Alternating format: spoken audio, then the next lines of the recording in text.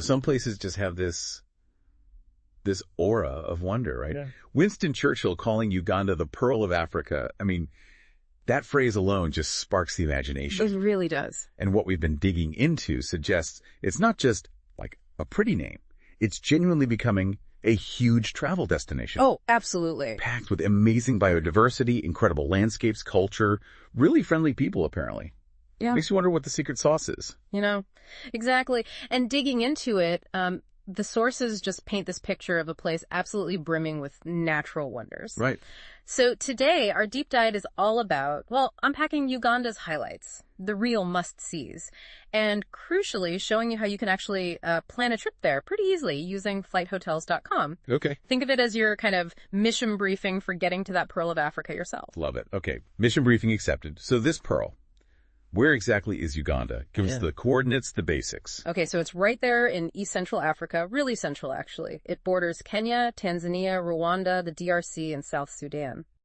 Quite the crossroads. Yeah. The capital's Kampala, very lively. Official languages are English and Swahili, which tells you a bit about its history. Right. Currency is the Ugandan shilling, UGX. And they're on East Africa time, so GMT +3. But the location, that's key for its ecological diversity. Ecological diversity. Yeah. Okay, I'll unpack that a bit. What does that actually mean for someone visiting? What would they see?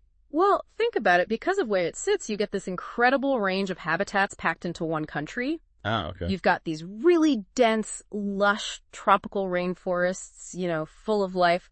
But then you also have vast, open savannas. Yeah. Classic Africa. Right, like in the movies. Exactly.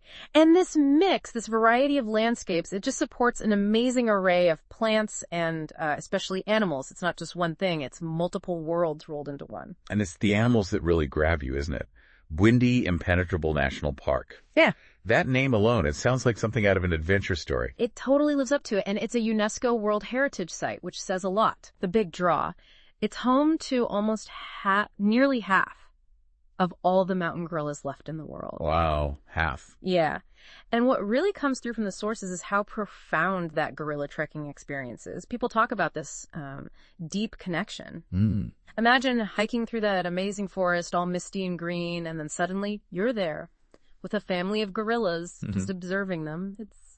People say it stays with you, a real once-in-a-lifetime thing. That does sound incredibly powerful. So if you want that experience, when's the best time to aim for? Okay, good question.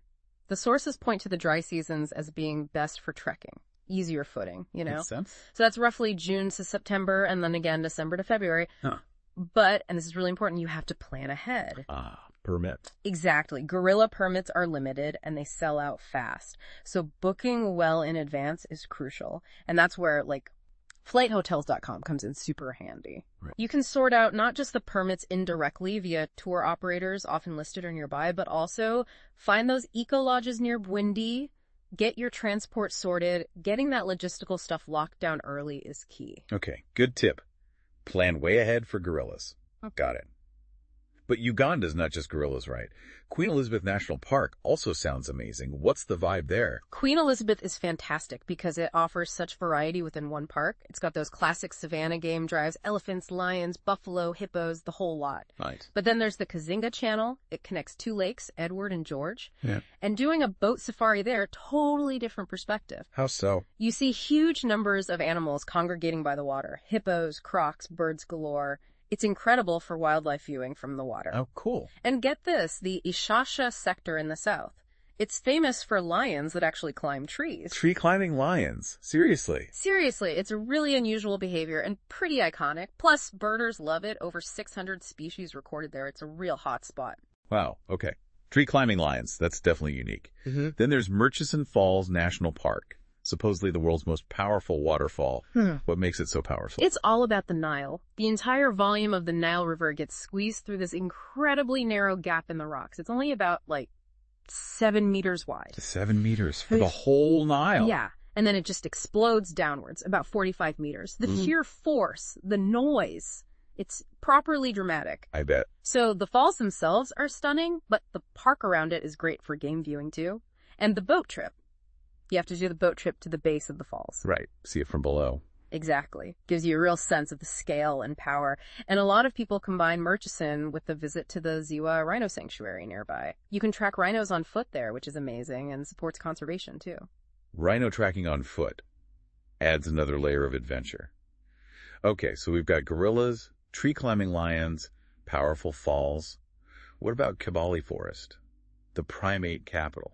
Right, so while Bwindi is the place for gorillas, Kibale is all about primate diversity. It has something like 13 different species. Incredible. 13? Wow. Yeah. And the main event there is chimpanzee tracking, seeing our closest relatives in the wild, observing their social interactions.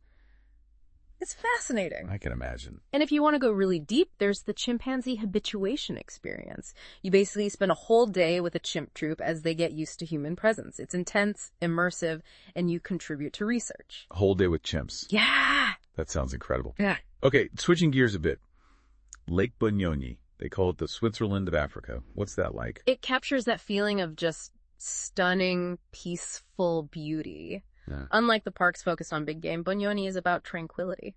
Relaxation time. Totally. Picture this beautiful lake. It's got 29 little islands scattered across it, and it's surrounded by these incredibly steep, green, terraced hillsides. Sounds gorgeous. It is.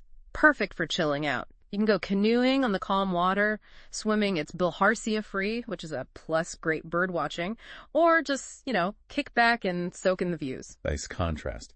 But then Uganda also has Jinja, the adrenaline capital. That sounds like the opposite of relaxing. Huh. Yeah, it definitely is. Jinja is famous as the historical source of the Nile, where the river starts its journey from Lake Victoria. The very beginning of the Nile. Cool. And those first sections have some serious rapids, so it's become world famous for whitewater rafting. Okay. Adrenaline makes sense now. Big time. But it's not just rafting. You can go kayaking, bungee jumping over the Nile. Whoa. Quad biking through the nearby villages and plantations, or take a more chilled sunset cruise on the river. It's a real adventure hub. Sounds like there's something for every pace. And for hikers. Mm-hmm. Mount Elgon and Sipi Falls, they're over on the eastern border, right? Exactly, near Kenya. Mount Elgon is this massive extinct volcano. Great trekking opportunities, different climate zones as you go up. You can even explore the caldera. Oh. And nearby are the Sipi Falls. It's actually a series of 3 beautiful waterfalls cascading down the slopes of Elgon. Really picturesque. Hiking between them, great views, lovely coffee plantations around there too. Nice. Okay, and no trip is complete without touching base in the main cities. Kampala and Entebbe. What should visitors know about them? Right. Kampala is the capital, and it's properly vibrant. Bustling markets, lots of history, great food scene, good nightlife too. It's got energy. The hub? Yeah. Entebbe is where the international airport is, and it's right on Lake Victoria. It feels much more laid back, more serene than Kampala. Okay. It's got lovely botanical gardens, perfect for a stroll. There's the Uganda Wildlife Education Center, kind of like a zoo, but focused on conservation and education. Great for seeing animals up close. Yeah. And some nice lakeside beaches for relaxing before you fly out. So much variety. Uganda clearly packs a punch. Yeah. Now, the big question for listeners. Yeah. How do you actually piece this trip together? Which brings us back to FlightNHotels.com. Exactly. The sources really point to it as being designed to make that planning process smoother. A kind of one-stop shop for flights, hotels, even cars, aiming for affordability and convenience. Let's break that down. Flights first.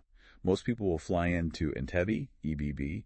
How does the site help with that? Well, it lets you compare prices across lots of different airlines flying into Entebbe, so you can see the options, find deals, hopefully save some money. Makes sense. And a useful tip that came up. If you can be a bit flexible with your travel dates, maybe shift by a day or two, you can often find better prices. The platform usually lets you check that easily. Good practical advice. Okay, flights sorted. What about places to stay? You mentioned everything from budget to luxury. Yeah, the range is huge. And FlightNHotels.com aims to cover that. You can find budget guest houses, mid-range hotels, fancy safari lodges, eco camps, pretty much everything. And you can trust the listings. They feature user reviews and ratings, which is really helpful, plus photos, details, and often discounted rates. Crucially, you can search by location. So if you need to be near Bwindi for your trek, or in central Kampala, or by Lake Bunyonyi, you can filter for that. That location search sounds key for planning an itinerary. Definitely. And the booking process itself is designed to be secure, give instant confirmation, and be clear about costs, no hidden fees popping up later. Okay, that's reassuring. Now, getting around. Uganda's a decent size and parks can be spread out. What about transport? Right. Driving yourself or hiring a vehicle with a driver is pretty common for tourists wanting flexibility. FlightNoHotels.com also includes car rentals. Oh, good. Yeah, you can find options in the main cities and near parks, standard cars, SUVs, which are probably better for park roads, even safari vans.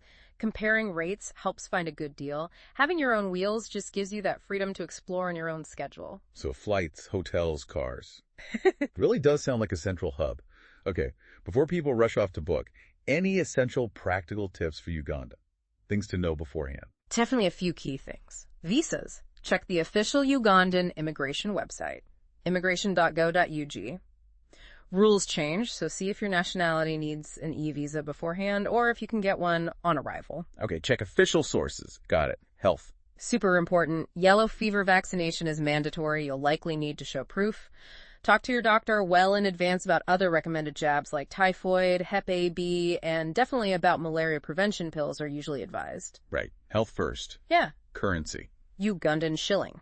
You can exchange money at the airport or banks' forex bureaus. Major hotels and some restaurants might take cards, but definitely carry cash, especially shillings for smaller shops, markets, tips, etc. Cash is king sometimes. Yeah. Internet. Generally pretty good, especially in towns. Getting a local SIM card on arrival is usually the cheapest way to get mobile data if you want to stay connected easily. Easy enough. Yeah. And safety. How does it feel for tourists? Generally, Uganda is considered safe for tourists. People are known for being very welcoming, but, standard travel precautions apply. Be aware of your surroundings, don't flash valuables, use reputable tour operators, and transport booked through reliable sources like your hotel or, FlightNHotels.com. Follow local advice. Standard common sense, really. Okay, so just to sum up the FlightNHotels.com angle, why use it for planning a Uganda trip? Well, the big pluses are comparing flight prices easily, booking accommodation you can trust based on reviews, sorting out car rentals, all in one place. Convenience. Yeah, and hopefully saving money through deals. It's designed to be user-friendly, secure, with support if you need it. Whether you're going solo, as a couple, family, maybe even tacking on some fun after a business trip, it aims to streamline the whole process. Sounds like it definitely takes some of the headache out of the planning. Eh. So, wrapping up our deep dive, it's really clear Uganda earns that Pearl of Africa title. The sheer range is incredible. Absolutely. From those intense guerrilla encounters to the power of Murchison Falls, peace of Lake Bunyonyi, the culture, the wildlife, it's just extraordinary. It really feels like a destination that offers something profound, something genuinely unforgettable. It does. It promises that deep immersion, that real connection with nature and culture. So if you've been dreaming of an African adventure, maybe Uganda is calling. And based on our sources, www.flightandhotels.com looks like a solid place to start making that happen, discover, compare, book, save, all that good stuff. For sure. And maybe a final thought for you, the listener. With all this incredible diversity we've talked about, what part of Uganda sparks your curiosity the most? What kind of unique discoveries do you think are waiting for you in the Pearl of Africa?